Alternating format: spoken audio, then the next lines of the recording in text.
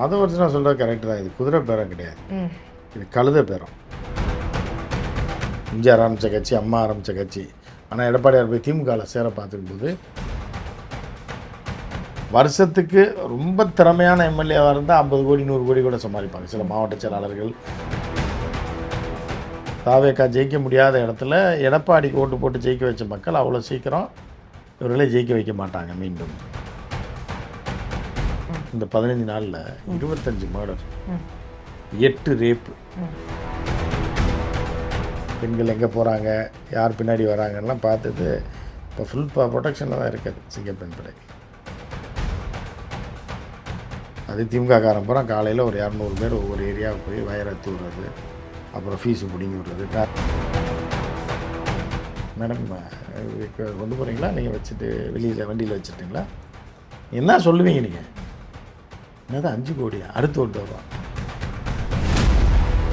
பைதபிள் நேயர்களுக்கு வணக்கம். நான் பவித்ரா சேவியர். இன்றைய நேர்காணலில் நம்மோடு இணைந்திருக்கிறார் பத்திரிகையாளர் உமாபதி கிருஷ்ணன் அவர்கள். வாங்க அவர்கிட்ட பேசலாம். வணக்கம் சார். வணக்கம் சார். அரசியல் களம் பரபரப்பாக இருக்குது. இப்போது 3 எம்எல்ஏக்கள் வந்து ராஜினாமா பண்ணியிருக்காங்க. இப்போ விஜய் அவர்களோட போய் இணைஞ்சிருக்காங்க. பை எலெக்ஷன் வரும், அவங்க நிற்பாங்க அப்படின்னு சொல்லப்படுது. ஆனால் விமர்சனம் வந்து ஒரு பெரிய குதிரை பேரம், இது அதுதான் நடக்குதுன்னு எதிர்கட்சிகள் எல்லாருமே விமர்சனம் பண்ணுறாங்க. ஆனால் அவங்க ஆதவர்ஜுனா சைட்லன்னு சொல்கிறாங்க, இல்லை அவங்க அங்கே வந்து குதிரை பேரம்லாம் கிடையாது, எங்கள் மேலே இருக்க ஈர்ப்புனாலையும் அங்கே அவங்களுக்கு இருக்க பிரச்சனைனாலையும் வந்து சேர்றாங்க, நாங்கள் வந்து அதை வரவேற்கிறோமே தவிர இது குதிரை பேரம் கிடையாதுன்னு அவங்க சொல்கிறாங்க. நீங்கள் எப்படி பார்க்குறீங்க? அதை வச்சு நான் சொல்கிறது கரெக்டு தான். இது குதிரை பேரம் கிடையாது, இது கழுத பேரம். குதிரை பேரம் அப்படின்னா ஃபயராக இருக்கணும். ஒருத்தர் வேணும், 2 பேர் வேணும், இல்லைன்னா ஆட்சி கவிழ்ந்துடும், எப்படியா 2 பேர் அதெல்லாம் தூக்கணும். அதில் எவ்வளோ பணம் தரீங்க, 20 கோடியா 30 கோடியா, ரூம் போடுறது, மித்த பேரம் பேசுகிறது, இதெல்லாம் இருக்கும். இதெல்லாம் அதுதான் குதிரை பேரம். இது வந்து கழுத பேரம். ஏற்கனவே ஃபுல்லாகிடுச்சு. ஒரு 3 சேர்த்தோம்னா எக்ஸ்ட்ரா ஃபிட்டிங்காக வச்சுக்கலாம் இப்போ எமர்ஜென்சிக்கு அப்படின்ற மாதிரி. அவங்களுக்கான நீடு இல்லை சார். இப்போ நீங்கள் சொல்கிற மாதிரியே தேவை இல்லாதப்போ அவங்க தேவையில்லைன்னு இல்லை. நீங்கள் வந்து எப்படின்னா இப்போ நீங்கள் வந்து செஸ் விளையாடுவீங்கல்ல, நீங்கள் செஸ்ஸில் வந்து குதிரை போச்சுன்னா யானை வேணும், யானை போச்சுன்னா அதுக்கு சப்போர்ட்டுக்கு ஏதாவது ஒன்று வச்சுருக்கணும். மொத்தம் எல்லாமே பிடிக்கிட்டு போச்சு. எல்லாம் இப்போ போர்டில் கரெக்டாக இருக்குது. திடீர்னு குதிரை அடி ஆயிடுச்சுன்னா யானையை வச்சு ஆட வேண்டியது இருக்குது, யானை அடி ஆயிடுச்சுன்னா பிஷப் வச்சு ஆட வேண்டியது இருக்குல்ல. ஸோ அதனால் இப்போ ஏற்கனவே இப்போ குதிரை யானையெல்லாம் உள்ளே இருக்குது. திடீர்னு அது காலி ஆயிடுச்சு அப்படின்னா டப்னு 4 கழுதையை வச்சு ஆடலாம். அது காலியாகிற பயம் இருக்குது. ஆமாம், எதுவுமே நிரந்தரம் இல்லைல்ல. இப்போ விஜயே வந்து விஜயே இந்த எதிர்பார்க்கல முதலமைச்சர் ஆகும்னு சொல்லி. எதிர்கட்சி தலைவர் ஆகும் 31 ஆகலாம்னு நினச்சாரு. அப்போ குழந்தைங்கள்லாம் சேர்ந்து அடம்பிடிச்சு ஆக்கிட்டாங்க.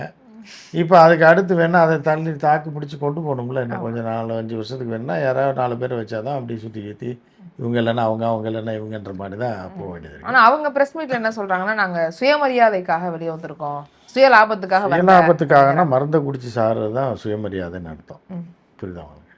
இல்லைன்னா இந்த ஊரை விட்டே ஓடிடுறது அதாவது இப்போ வந்து என்ன அப்படின்னா, இப்போ என்னத்த சொல்கிறது அப்படின்னா, இப்போ இந்த டைவர்ஸ்லாம் நடக்குதுல்ல. டைவர்ஸ் நடக்குது அப்படின்னா எப்படி நடக்கும்னா, இப்போ இந்த பொண்ணு இன்னொருத்தரை கல்யாணம் பண்ணிடுறோம், அந்த இன்னொரு பொண்ணை கல்யாணம் பண்ணிடுவான். அதுக்கு பருத்தி மூட்டை குடோன்லேயே இருந்துக்கலாம் நம்ம கேட்பாங்கள்ல சில பேர். உனக்கு இந்த பொண்ணை பிடிக்கலன்னு இல்லை, அவள் வந்து ராட்சசத்தனம் பண்ணி புருஷனை துரத்தி விட்டவன், நீ வந்து ராட்சசத்தனம் பண்ணி பொண்டாட்டி துரத்தி விட்டவன், நீங்கள் 2 பேருமே சேர்ந்து என்னத்தை சாதிக்க போகிறீங்க அப்படின்னு வருது. 2 பேருமே மோசமான ஆள் தான் அர்த்தம். புரியுதா? ஸோ அப்படி இருக்கும்போது அது 2 சேர்ந்து என்னத்தை ஒரு புதுமையை படைச்சிரும் அப்படின்றது தான் இது. நீங்கள் வந்து சுயமரியாதை தன்மானம் அப்படின்றதுக்கு மருந்து குடிக்கிறது தான் ஒரே வழி. குடிச்சு கிணத்துல குதிச்சு நான் இந்த உலகத்தில் வாழ விரும்பலை, என்னுடைய கௌரவம் போச்சு, மரியாதை போச்சு, நான் அதிமுகவே வாழ்ந்தேன், எம்ஜிஆர் ஆரம்பித்த கட்சி, அம்மா ஆரம்பித்த கட்சி. ஆனால் எடப்பாடியார் போய் திமுகவில் சேர பார்த்துக்கும்போது மக்கள்கிட்ட நான் போய் அதிமுக தான் ஓட்டு கேட்டேன். இதுக்கு மேலே மக்கள் மூஞ்சியில் நான் எப்படி முடிக்கிறது? அதனால் நான் வந்து தீ குளிச்சு சாகிறேன். அந்தளவுக்கு கொடூரமாக இல்லைன்னா கூட எலி மருந்துனாலும் சாப்பிட்லாம், சாப்பிட்டா அது சுயமரியாதையாக இருக்கும். இன்னொருத்தர் கூட ஏற்கனவே இப்போ இந்த கட்சியோட எதிர்த்து நின்ற ஒருத்தர் எம்ஜிஆர் ஏமாற்றி ஆட்டையை போடணும்னு நினைக்கிற ஒரு கட்சியோட போய் சேர்ந்தால் அது எப்படி சுயமரியாதை இது அவருக்கு? ஆனால் அவர் இப்போ எடப்பாடி என்ன சொல்கிறாருன்னா, இது வந்து பயிர்க்கடன் தள்ளுபடின்னு அவர் வந்து திசை திருப்புறாரு. இந்த விஷயங்கள் எல்லாம் மாற்றுறதுக்காக தான் இந்த பயிர்க்கடன் தள்ளுபடி வந்து மக்கள் நலனுக்காக கொண்டு வர ஒரு விஷயம். ஆமாம், ஆனால் அதை வந்து இந்த மாதிரி திசை திருப்புறதுக்காக தான் கொண்டு வராங்கன்னு சாடுறாங்களா? அது எப்படி பார்க்குறீங்க? திசை திருப்புறது தானே அரசியல். புரியுதா? இவங்க திசை திருப்பாங்க, அவங்க திசை திருப்பாங்க. ஆனால் எடப்பாடியார் வந்து என்ன பண்ணுறாரு அப்படின்னா, இவங்கெல்லாம் வந்து ஒரு எலெக்ஷனுக்கு முன்னாடி எடப்பாடியார் காலில் விழுந்தாங்க தான் போய் சீட்டுக்காக. புரியுதா அவங்களுக்கு? ஸோ அப்படி இருக்கும்போது என்ன ஆகுது அப்படின்னா பாதி பேர் திருப்பி பயந்துக்கிட்டு எடப்பாடியாருக்கு பயந்து திருப்பி போயிட்டாங்க. இப்போ இந்த கும்பல் வந்து என்ன அப்படின்னா உங்களுக்கு பெரிய அளவில் அமௌண்ட்டு பேச மாட்டேன். புரியுதா உங்களுக்கு? வாழ்நாள்லேயே இந்த 5 வருஷம் நீங்கள் எவ்வளோ சம்பாரிச்சிருவீங்களா? சாதாரண எம்எல்ஏ ஏன்னா ஒன்றும் பெருசாலாம் வருஷத்துக்கு ரொம்ப திறமையான எம்எல்ஏவாக இருந்தால் 50 கோடி 100 கோடி கூட சம்பாதிப்பாங்க. சில மாவட்ட செயலாளர்கள் எல்லா கட்டுப்பாட்டிலையும் வச்சுக்கிட்டு ஆளுமை தன்மை உள்ளவர்கள் 50 100 கோடி கூட சாதாரண எம்எல்ஏ சம்பாதிக்க முடியும். அதே நேரத்தில் ஒரு காருக்கு பெட்ரோல் ஓட்ட முடியாத கார் வாங்க கூட காசு இல்லாத எம்எல்ஏக்கள் இருக்காங்க. கடைசி வரைக்கும் 5 வருஷம் ஆட்சியிலேருந்து கூட சொந்தமாக ஏதோ ஒரு செகண்ட் ஹேண்ட் காரை இல்லை ஒரு சின்ன காரை வச்சுக்கிட்டு, புரியுதா? ஒரு உதாரணத்துக்கு சொல்கிறேன். இப்போ தூத்துக்குடி மாவட்டத்தில் ஒரு இதில் ஒரு எம்எல்ஏ இருப்பார். அவர் அங்கே ஒரு கார் வச்சுருப்பார், அவ்வளோதான். அவர் வீடு சொந்த வீடு வச்சுருப்பார். சென்னைக்கு வந்தாருன்னா ஆட்டோவில் போகிற பல பேரை நான் பார்த்துருக்கேன். அது ஆளுங்கட்சியில் இருந்தவர்களே ஆட்டோவில் கால் டாக்ஸியில் போகிறவங்கள பார்த்துருக்கோம். சட்டசபைக்கு வரும்போது ஆட்டோவில் தான் பல பேர் போயிட்டு இருந்தாங்க கடந்த காலத்தில். ஸோ அப்படி உள்ள எம்எல்ஏ இருக்காங்க. அதே நேரத்தில் ஊரில் ஒரு காரு, இங்கே 2 காரு வச்சுக்கிட்டு இங்கே ஒரு பங்களா, ஊரில் ஒரு பங்களா வச்சுருக்க எம்எல்ஏக்களும் இருக்காங்க. ஸோ இப்போ இந்த 3 பேரும் பார்த்தீங்கன்னா பெரிய அளவில் பெரிய தொகுதியில் மதுராந்தகம் தொகுதியில் நீங்கள் ஒன்றும் சம்பாதிக்க முடியாது. ஏரி தான் இருக்குது. ஏரியில் மீன் வேணால் வாங்கலாம் சீப் ரேட்டுக்கு. ஸோ அப்போ அந்த அம்மையார் 2 பேர் இருக்காங்க. அவங்களுக்குலாம் அரசியல் என்னன்னே தெரியாது. அப்போ அவங்ககிட்ட வந்து வெயிட்டாக ஒரு அமௌண்ட் பேசுகிறீங்கன்னு வைங்க. எவ்வளோ செலவு பண்ணீங்க? கட்சியில் எவ்வளோ கொடுத்தாங்க? ரைட்டு, நான் கையிலேருந்து ஒரு 2 கோடி ரூபா செலவு பண்ணேன். சரி, இருந்தாங்க 10 கோடி ரூபா வாங்கிக்கோங்க, செலவுக்கு வச்சுக்கோங்க, அடுத்து ஏதாவது வாரிய ஏரியா போட்டு தரோம். இப்போ பை எலெக்ஷனில் நம்ம கட்சி சார்பில் இல்லைங்க, ஃபுல் செலவையும் கட்சி ஏற்றுக்கிறோம். அப்படிங்கும்போது அவங்க என்ன பண்ணுறாங்க, அந்த 10 கோடி சம்பாதிக்கிறதுக்கு எவ்வளோ நாள் ஆகும், எவ்வளோ கஷ்டப்பட்டு, எவ்வளோ ஊழல் பண்ணி பேரை கெடுத்து அசிங்கப்பட்டு அது சரி இந்த 10ஓட போய் நிற்போம். அதிர்ஷ்டம் அது ஜோசியக்காரன்ட்ட கேட்பாங்க, நின்னா ஜெயிப்பேனா? இல்லைம்மா கொஞ்சம் இதாக இருக்குது. சரி நின்னா ஜெயிங்க, இல்லைன்னா 10 ரூபா வருதுல்ல அதை வச்சு செட்டில் ஆகிருங்க. அப்படிங்கும்போது அவங்க என்ன பண்ணுவாங்க, சரி 10 ரூபாய் வருது, சீட்டும் தர்றாங்க, ஜெயிச்சா 5 வருஷத்துக்கு இந்த 10ஓட வச்சு எடுத்து 10ஓட 11 அப்படி போகலாம். தோத்துட்டோம்னா வீடு வேலையை பெயிண்ட் அடித்து முன்னாடி எல்லாம் இது பண்ணி விட்டுட்டு வேறு ஒரு காரை ஒன்று மாற்றிட்டு அப்படியே பேசாமல் சைலண்ட் ஆகிடுவோம் அப்படின்ற மாதிரி. ஆனா இப்ப மக்கள் ஏத்துப்பாங்களா சார்? இப்ப வந்து மாற்று அரசியல் ஏத்துக்கிட்டானா ஏத்துக்கலாம் என்ன இல்ல, அதே ஊழல் இப்ப ஆல்ரெடி அங்க இருக்கிறவங்க தான் வராங்கன்னா அப்புறம் இவங்க மாற்று அரசுன்னு சொல்றதுக்கு அர்த்தம் இல்லாம போகாதா? இப்ப அவரை நம்பி தானே ஓட் போட்டுருப்பாங்க. இப்ப திரும்ப அதிமுகல இருந்து வர்றவங்க சேர்த்துக்கிறதாகட்டும், அவங்களே திரும்ப பிரதிநிதித்துவப்படுத்துறதாகட்டும், இப்ப இதெல்லாம் ஆமா இந்த கட்சியில அதுதான் இவங்க ஒரு பாயிண்ட் வச்சிருக்காங்கல்ல. இப்போ எதிர்கட்சியில இருந்தா எதுவுமே செய்ய மாட்டாங்க, அதனால ஆளுங்கட்சியோட போயிட்டோம்னா உங்களுக்கு நல்லது நான் செய்யறேன் அப்படிங்கும்போது இப்போ ஓட்டு போட்டுருவாங்க. சரி ரைட், ஆளுங்கட்சி திருப்பியும் போடுவோன்ற கூட போடலாம். பை எலெக்ஷன் வச்சாலும் திரும்ப அவங்க தான் வெற்றி வாய்ப்பு இல்லை, வாய்ப்பு இருக்குது. 3 பேரில் ஒருத்தர் 2 பேர் ஜெயிச்சிருவாங்க. சரிங்க. ஆனால் வந்து மக்கள் வந்து என்னென்னா ஒரு விஷயத்தை யோசிக்கணும். நீங்கள் ஓட்டு போட்டது எடப்பாடிக்கு. இவ்வளோ பரபரப்பு நடந்த போதிலும் திமுக ஜெயிக்கலைங்க, தாவேக்கா ஜெயிக்க முடியாத இடத்துல எடப்பாடிக்கு ஓட்டு போட்டு ஜெயிக்க வச்ச மக்கள் அவ்வளோ சீக்கிரம் இவர்களே ஜெயிக்க வைக்க மாட்டாங்க மீண்டும் அப்படின்ற ஒரு விஷயம் இருக்குது.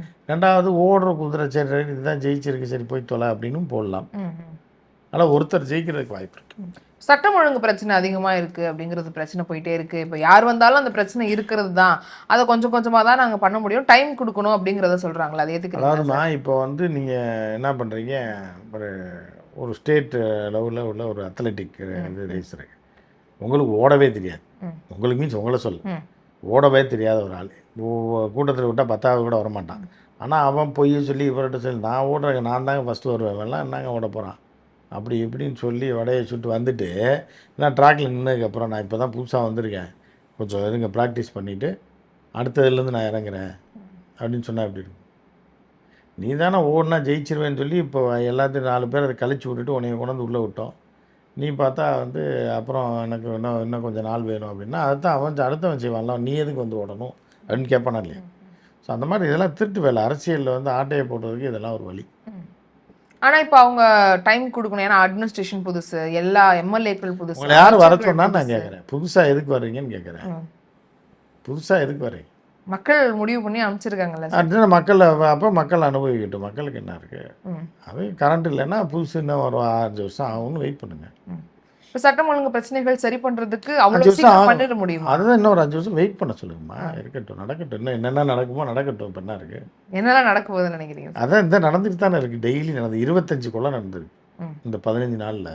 25 மர்டர், 8 ரேப்பு, அது கொடூரமாக. அதில் 3 பிள்ளைங்க சின்ன பிள்ளைங்க, அதில் ஒரு அம்மா வயசானம்மா 65 வயசுக்கு மேலே, 70 வயசு.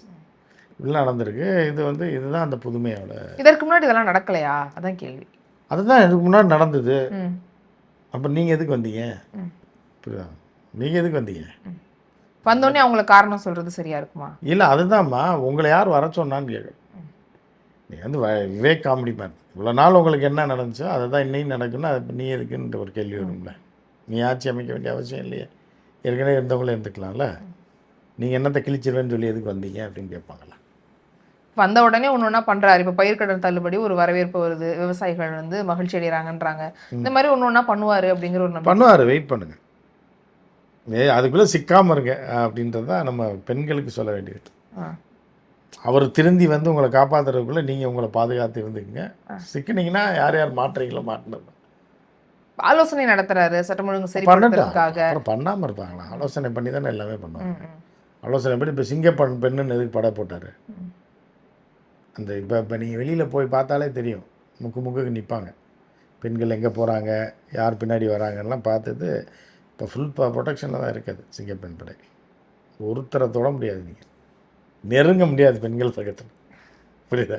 அந்த அளவுக்கு ப்ரொடெக்ஷன் போட்டிருக்காங்க. பார்க்கல நீங்கள் வர வழியிலலாம் ஃபுல்லாக நிற்பாங்களே, அந்தந்த கார்னரு, ஜங்ஷனு, லைட்டு, அந்த இது இப்போ சிக்னல்கிட்ட, காலேஜுக்கிட்ட எல்லாம் நிற்பாங்க. அதை மீறி வந்து இந்த கொடூரன்கள் இந்த மாதிரிலாம் அந்த சினிமாலெல்லாம் பார்த்தீங்க அப்படின்னா சர்ச் லைட் வச்சுருப்பாங்க. அதை அடிக்கும்போது அந்த லைட் இப்படி போகிறவங்க ஒருத்தன் ஜம்ப் அடித்து உள்ளே போயிடுவான். இந்த ஹீரோ போய் கொள்ளையடிக்கிறதுக்கு போய் எல்லாம் பண்ணுவாங்க. அந்த மாதிரி பண்ணுறாங்க. இப்போ சிங்கப்பெண் படை அங்கங்கே போட்டு எல்லாம் அலர்ட் பண்ணால் கூட அந்த சிங்கப்பெண் படை இந்த பக்கம் திரும்பும்போது இந்த சந்தில் ஓடி வந்து இந்த மாதிரி பண்ணிடுறாங்க. அப்படி போயிட்டுருக்கு. ஸோ அதனால் வெயிட் பண்ணுங்க. உடனே பண்ண முடியாது, யாராக இருந்தாலும் பண்ண முடியாது. பண்ணுவார் ஒரு 5 வருஷத்தில் பண்ணும். 5 வருஷத்தில் ஆமாம், 5 வருஷம் இருக்குல்ல ஆட்சி. அப்புறம் எதுக்கு 1 வருஷமாக கொடுத்துருக்காங்க, இல்லை 6 மாதம் கொடுத்துருக்காங்க? 5 வருஷம் தானே கொடுக்குறாங்க. 5 வருஷம் கடைசி நாளில் கூட தடுக்கலாம் எல்லாத்தையும். இப்போ அவருக்குன்னு ஒரு பெரிய சப்போர்ட்டுங்கிறது இருக்குல்ல சார், ஆமா, அது இருக்கும், மாற்ற முடியாது. அது தொடர்ந்து இருந்துட்டே தான் இருக்க போகுது. அது இருக்கட்டும். பட் கஞ்சா விற்கிறன்னு கூட தான் ஒரு சப்போர்ட் இருக்குது தெரியுமா? கஞ்சா சாரை விற்கிற கூட அவனுக்கு ஒரு பேக்கப் இருக்குது, தொற்ற முடியாது. எல்லாருக்குமே சப்போர்ட். மதுபான கடைகள்லாம் மூடுறாங்க, அதுக்கு சப்போர்ட். அதற்கும் சொல்லியிருக்காரு. 717 கடைகள் மூட போறாங்க, ஒன்னொன்னா பண்ணிட்டு இருக்காங்கன்றது போயிட்டு இருக்கு. இதெல்லாம் வரவேற்க 713 கடை தானமா, மொத்தம் 4000 சில்லற கடை இருக்குல்ல. இவன் அடுத்த பிரான்ச் படிப்படியா ஒவ்வொன்றா மூடலாம். அங்கிட்டு திறந்துட்டு இருக்காங்கல்ல, அது பார்க்கல நீங்கள். படிப்படியாக 3 தான் அந்த சோசியல் மீடியா போடுது. அந்த பக்கம் 711 கடையும் வேற இடத்துல திறந்துட்டு இருக்காங்கல்ல ஒன்றொன்னா. அதை யாரும் அதை பேச மாட்டேங்கல. மூடுன்னா கடையை க்ளோஸ் பண்ணுறது கிடையாது, இடம் மாற்றம் செய்கிறாங்க. அது இடம் கிடைக்கணும்ல உங்களுக்கு, அது வரைக்கும் கொஞ்சம் வெயிட் பண்ணணும். இல்லைன்னா குடிகாரன் வந்து இந்த கடையை க்ளோஸ் பண்ணிட்டான்னா அதுக்கப்புறம் அவன் அடுத்த தெருவில் போய் வாங்கி குடிக்கவே மாட்டான். புரியுதா? அவங்களே குடிக்க மாட்டான்ல. கடை க்ளோஸ் ஆகிடுச்சு, சரி ரைட்டு, இந்த கடை இருந்த வரைக்கும் குடித்தோம், இனி எதுக்கு அப்படின்னு விட்டுருவான் உடனே. இப்போ மின் வந்து அப்பப்போ வந்து கட் ஆகுது, கரண்ட் கட் ஆகுது. 5 வருஷம் இருக்கல மாட்டேன். அது எதிர்கட்சிகளுடைய வேலை தான். நிறைய பேர் சதிகள் செய்கிறாங்க. சதி தான். இப்போ எடப்பாடிலாம் பார்த்தீங்கன்னா கம்பியோட தான் சுற்றுவார். அங்கங்கே கிடைக்கிற டிரான்ஸ்ஃபார்மரில் வயரை அத்து விட்டுட்டு தான். ஸ்டாலின் தான் காலையில், அது திமுக காரன் பூரா காலையில் ஒரு 200 பேர் ஒவ்வொரு ஏரியாவுக்கு போய் வயரை அத்து விடுறது, அப்புறம் ஃபீஸு பிடிங்கி விடுறது, டிரான்ஸ்ஃபார்மரில் ஓட்டையை போட்டு விட்டுறது, இதெல்லாம் பண்ணிகிட்ருக்காங்க எல்லோரும். விஜய் என்ன பண்ணார்? அப்படி தான் நடந்துகிட்ருக்கு. அப்புறம் சரி பண்ணுவார், இன்னொரு 5 வருஷம் வெயிட் பண்ணு. ஆனால் இப்போ உங்களுக்குலாம் இப்போ விசிகாவுக்கு வந்து ஒரு பிரதிநிதித்துவம் கிடைச்சிருக்கு, அமைச்சர் பதவி கிடைச்சிருக்கு. இது வரைக்கும் கொடுத்ததே கிடையாது. ஆனால் இவங்க வந்து இதெல்லாம் சாடக்கூடாது. இப்போ ஆராசெல்லாம் ட்வீட் போடுறாரு, இவங்களுக்கு வந்து இங்கேருந்து வளர்ந்த தென்னை மரம் அங்கே போய் காய் கொடுத்துருச்சுங்கிற மாதிரி. ஸோ இதெல்லாம் வந்து அரசியலில் சரி கிடையாது. அவங்க வந்து கூட்டணியாக அமைச்சிருக்காங்க, அதனால் அவங்க கொடுக்குறாங்கன்றது நியாயம் தானேங்கிற பேச்சு போதில்லை சார், அதை எப்படி பார்க்குறீங்க?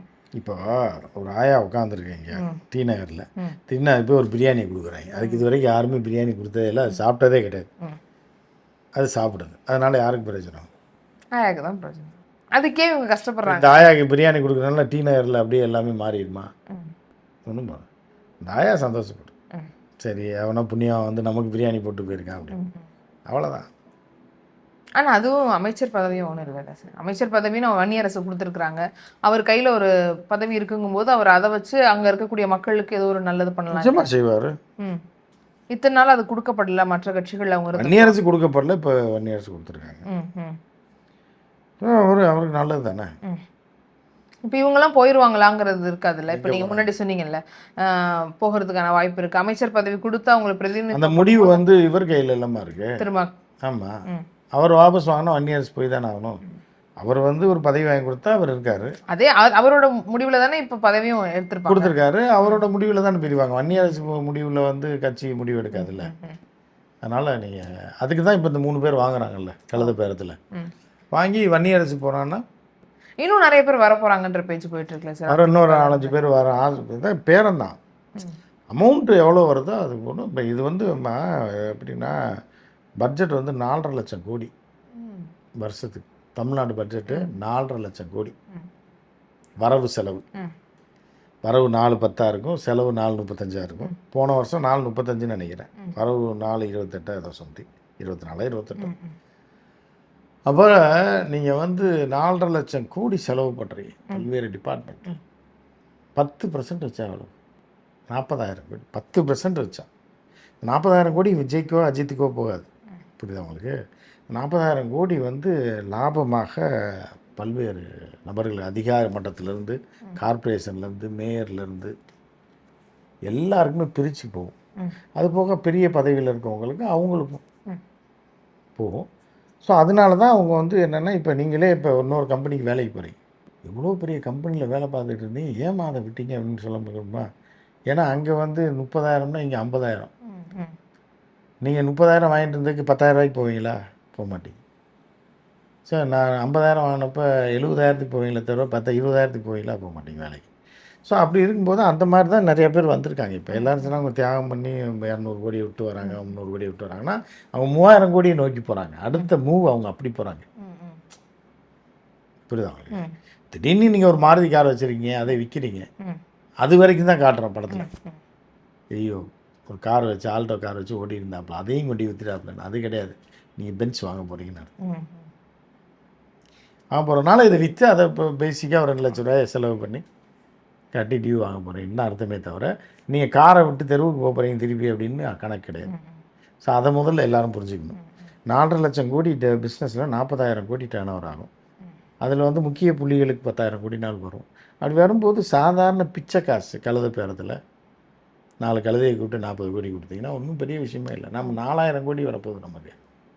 இதை தக்க வச்சிட்டோம்னா புரியுதா? ஆனால் ஊழல் இல்லாத ஆட்சி கொடுக்கணுங்கிறது தானே உங்களோட ஊழல் தான் ஆட்சி தான் கொடுப்பாங்க. நீங்கள் சொல்கிறது எதுவுமே அதில் வரலையே. இது வேற, ஊழல் வேற, இது வேறம்மா. இது தானாக வர்றது. நீ ஊழல்ன்றது என்ன, மக்கள் என்ன நினைப்பாங்கன்னா வேலை வாங்கி தர காசு வாங்குறது, இந்த போஸ்டிங் போடுற காசு வாங்குறது, இதை தான் ஊழல் நினைப்பாங்க. இதெல்லாம் கமிஷன். இது வந்து பெர்சன்டேஜாகவே வந்துடும் வீட்டுக்கு. இப்போ நீங்கள் வந்து நீங்கள்லாம் டிவிக்கில் சேர்ந்துருக்கலாம், இவ்வளோ நாள் மீடியாவில் இருந்தீங்க, சேர்ந்துருந்தீங்கன்னா மினிஸ்டர் ஆகிருக்கலாம். மினிஸ்டர் ஆகிருந்தீங்கன்னா என்ன ஆகும்னா, அப்போ ஆனால் தான் தெரியும் அந்த மேட்ரு. மினிஸ்டர்னு உட்காந்துட்டீங்கன்னு வைங்க, அட் ரெடியாக பெட்டியோடு உட்காந்துருப்பாங்க. இப்போ நீங்கள் வந்து கல்குவாரி இதுக்கெல்லாம் உங்களுக்கு மைன்ஸில் போடுறாங்கன்னு வைங்களேன், அங்கே அறிவிச்சு பதவி ஏற்று நீங்கள் ஆஃபீஸ்க்கு வரும்போது இங்கே ஒரு குரூப் வந்து என்னென்னா, ஆட்சி மாறப்போதா இல்லை இது திமுக ஆட்சியை தொடரப்போதா அப்படின்னு. திமுக ஆட்சியில் ஏற்கனவே ரெகுலராக போயிட்டுருக்குன்னு வச்சுங்களேன், இல்லை தாவேகா வந்துடும் இல்லை அதிமுக வந்துடும்னோடனே உடனே அந்த அசோசியேஷன்லேருந்து கலெக்ஷன் பண்ணுவேன். 50 லட்சம் ஆளுக்கு தகுந்த மாதிரி 1 கோடி 50 லட்சம்னு சொல்லி ஒரு 50 கோடி ரெடி பண்ணிடுவாங்க முதல்ல. இல்லை 25 கோடி அட்லீஸ்ட் ரெடி பண்ணி ரெடியாக ரூமை போட்டு உட்காந்துருப்பாங்க கொடுக்குறதுக்காக. ஆமாம், பேமெண்ட்டை வச்சுட்டு உட்காந்துருப்பாங்க, யாருன்னே தெரியாது. புரியுதா அவங்க? இப்போ உங்கள் பேர் அறிவிச்சிடுறாங்க அப்படின்னு வச்சுங்க. அறிவிச்சோடனே நீங்கள் போய் பதவி பிரமாணம் எடுக்கிறீங்க. இந்த 3 பதவி பிரமாணம் எடுப்பீங்க.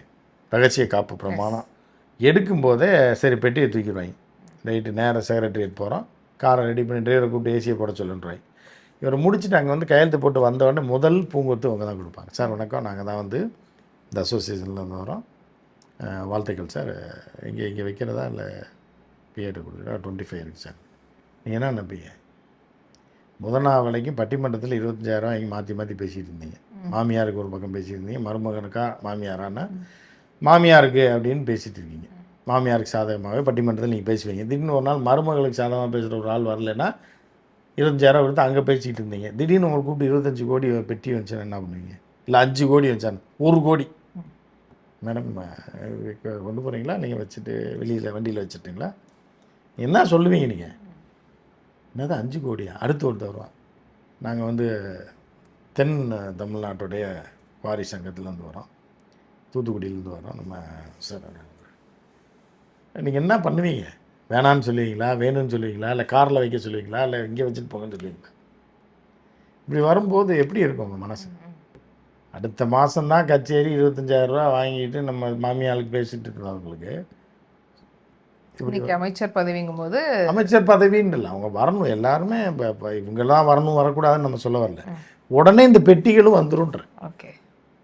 இங்கே இந்த கல்லூரிகள் சார்பில் ஒரு இது வரும், எல்லாம் பேசி அவங்க ஒரு அசோசியேஷன் இருக்கும், ஒரு 10 ரூபா ரெடி பண்ணி வச்சுங்க சார். சும்மா ஜஸ்ட்டு அப்படின்னா எப்படி இருக்கும்? இப்போ இது மாறாது. இது இது வந்து ரெகுலராக எப்படி வேணான்னு சொல்லுவீங்க நீங்கள் அவ்வளோ இதான ஆளா? நான் என்ன கேட்குறேன், அப்போ அவ்வளோ பெரிய அப்பா டக்கரன்றேன். ஏன்னா மகாத்மா காந்தி இருந்தால் பரவாயில்ல. மகாத்மா காந்தி என்னன்றது வேறு விஷயம், அவரே ஆட்டையை போட்டவர் தான்றாங்க. ஏன்னா காந்தி கணக்குன்னு ஒன்று சொல்லுவாங்க, அது நம்ம கப்பலுக்கு வசூல் பண்ண காசு அவர் கொண்டு போயிட்டாருன்னு வாங்கி. ஸோ அப்படி இருக்கும்போது மகாத்மா காந்தி மேலே இந்த மாதிரியான குற்றச்சாட்டுகள் இருக்கும்போது இப்போ இவங்கெல்லாம் அப்பாவி சாதாரண மக்கள் நேற்று வரைக்கும் இருந்துட்டு போனவங்களுக்கு இன்றைக்கி அந்த வாய்ப்பு கிடைக்கும்போது அதை லஞ்சம்னு சொல்ல முடியாது, ஒரு அன்பளிப்பாக தான். நம்ம இப்போ அன்பளிகள் பல பேர் கொடுக்கும்போது சந்தோஷமாக நீங்கள் அதை ஏற்றுக்க வேண்டியது. இப்போ அதிமுக வந்து இப்போ சண்முகமாகட்டும், வேலுமணி ஆகட்டும், இங்கே ஒரு பெரிய போகுது, ஒரு பெரிய அதிமுக இல்லாமல் போக போகுதுங்கிறது அப்படியே கொஞ்சம் மாறுது. எப்படி பார்க்குறீங்க? இல்லை அப்படி இல்லை, அவங்களுக்கு சோஃபா போச்சு, வேறு ஒன்றுமே பண்ணல. சோஃபாவில் எவ்வளோ நேரம் உட்காந்துருப்பீங்க? இப்போ நீங்களே இருக்கீங்க, இங்கே உட்காந்துருங்கம்மா சோஃபா இருக்குது அப்படின்னா, இந்த சோஃபாவில் உட்கார்றதுக்கா? நீங்கள் சோஃபா புதுசாக வருதுன்னா கொஞ்சம் நேரம் உட்காருவீங்க, ஒரு 2 நாளைக்கு சரி நல்ல சோஃபா இருக்குன்னு உட்காருவீங்க, 3ஆவது நாள் எந்திரிச்சு போக வேண்டியது, அவ்வளோதான். சாப்பிட திரும்ப ஒன்று சேர்ந்துருவாங்க. சேர்ந்து தான் ஆகணும் எடப்பாடியார். சேர்க்கலைன்னா அவர் நாசம், சேர்ந்தா இவங்க நாசன்ற மாதிரி இருக்குது. அதனால தான் இந்த 3 பேர் பார்த்தாங்க, இவங்க போடுற சண்டையில் நமக்கு ஒரு அமௌண்ட்டை தரேன்றாங்க. நம்ம பாட்டுக்கு வாங்கி நம்ம பிள்ளை குட்டியை பார்த்து செட்டில் ஆகிடுவோம். நம்ம இன்னைக்கு போய் சம்பாரித்தோம். இப்போ மாணிக்கம் தாக்கூர் வந்து சாடுறாருல சார், நல்ல மனுஷன், அவரே இழுக்கிறீங்க.